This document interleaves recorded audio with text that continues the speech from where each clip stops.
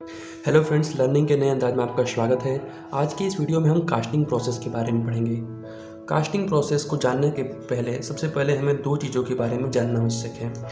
एक होता है पैटर्न और दूसरा है मोल्ड। पैटर्न क्या होता है?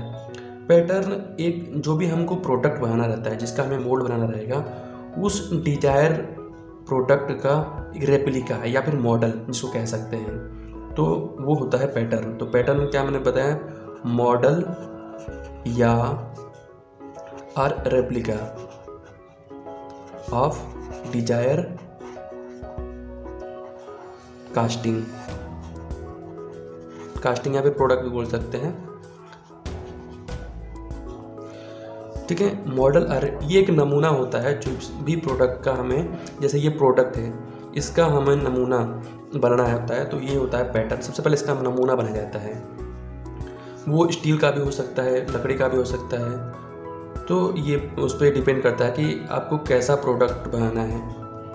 लकड़ी का काफ़ी थोड़ा सस्ता होता है और स्टील का थोड़ा महंगा होता है, तो ये यूजेस के ऊपर भी डिपेंड करता है। उस मास प्रोडक्शन में स्टील का इस्तेमाल किया जाता है, उसको कम प्रोडक्शन के लिए लकड़ी का भी इस्तेमाल किया जाता है। दूसरा होता है मोल्ड। जब इस कास्टिंग को, यानी प्रोडक्ट का जो रेप्लिका होता है, उसको सैंड के अंदर मोल्ड किया जाता है, मोल्डेड कंडीशन में। मतलब सैंड के अंदर, जैसे ये बॉक्स है,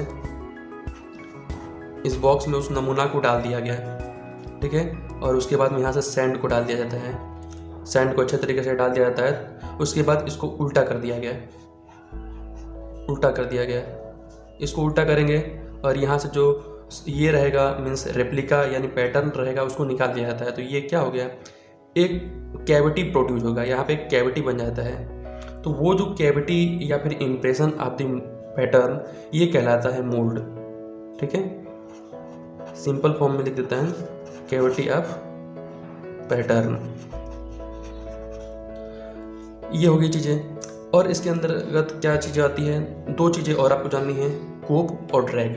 जैसे ये यहाँ पे दो डायग्राम दिया हुआ है, डायग्राम के थ्रू समझिए। ये कोप और ड्रैग क्या होता है, एक बॉक्स होता है, कोप ड्रैग।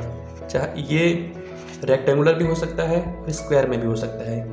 कोप ये ऐसे स्क्वायर शेप में होता है, जैसे मैंने बताया।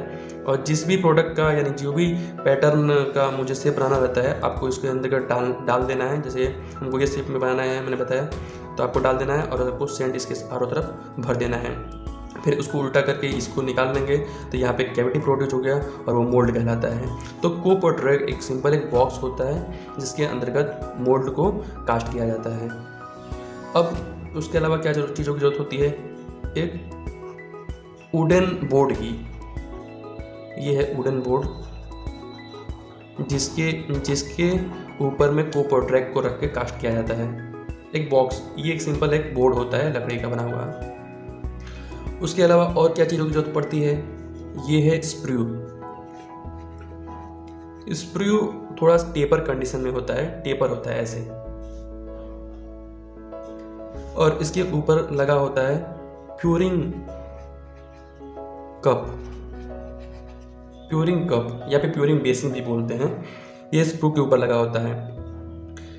ये प्यूरिंग कप में मोल्ड, जो भी हमें पैटर्न, मतलब जो भी हमें, जैसे मोल्टन मटेरियल है, मोल्टन मटेरियल का हमें पैटर्न बनाना है, मतलब इसके अंतर्गत हमें प्रोडक्ट बनाना है, तो मोल्टन मेटल को मोल्टन कंडीशन में, यानी जब वो लिक्विड स्टेट में होता है, उसको इसमें डाला जाता है, इसके अंदर डाला जाता है स्प्रू के अंतर्गत। स्प्रू एक सिंपल एक बेसिन होता है, कप जैसा बना होता है, इसमें आसानी से इसको डाला जा सके।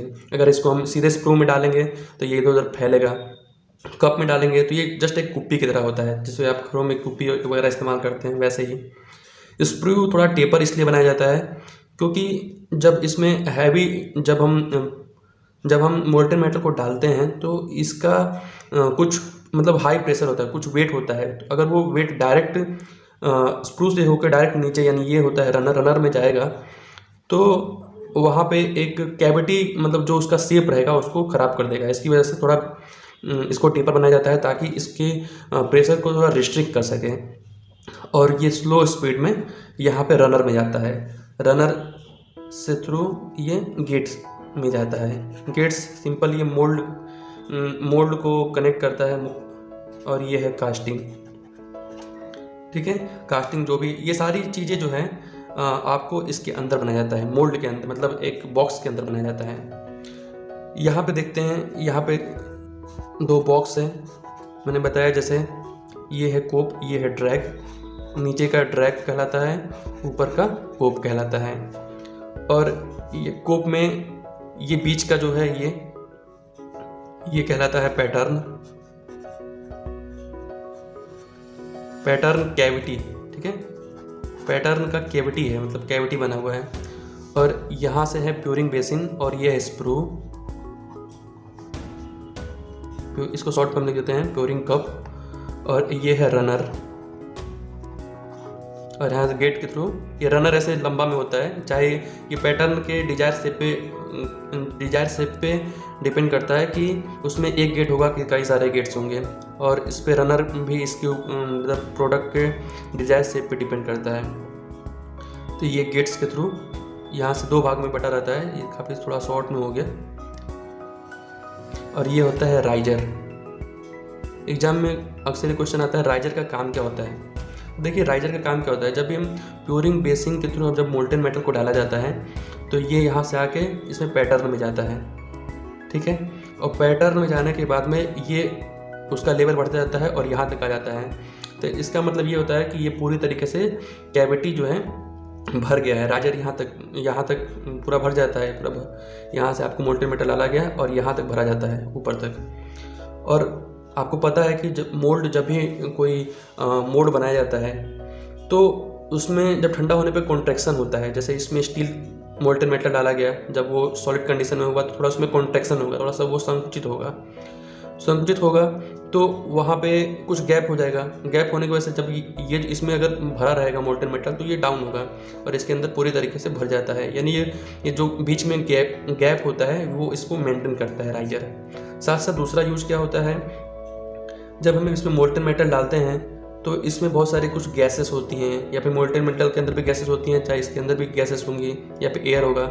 ये एयर इधर से डाला जाता है तो ये एयर इस तरह से एक रास्ता मिल जाता है, वो बाहर निकल जाता है। अगर वो एयर बाहर नहीं निकलेगा तो इसके अंदर काफ़ी सारे डिफेक्ट प्रोड्यूस करेगा। तो ये राइजर का यूज होता है। यहाँ पे कोप और ड्रैग को मिलाने के लिए इसको हम लोग बोलते हैं पार्टिंग लाइन, जहाँ से इसको पार्टिंग किया जाता है। और ये है एडजस्टमेंट पिन, इससे पिन दोनों कोप और ड्रैग को ज्वाइन कर दिया जाता है। तो इस तरीके से कोई भी पैटर्न से कैविटी प्रोड्यूस किया जाता है कोप और ड्रैग में, और इससे मोल्ड बनाया जाता है, मोल्ड किया जाता है।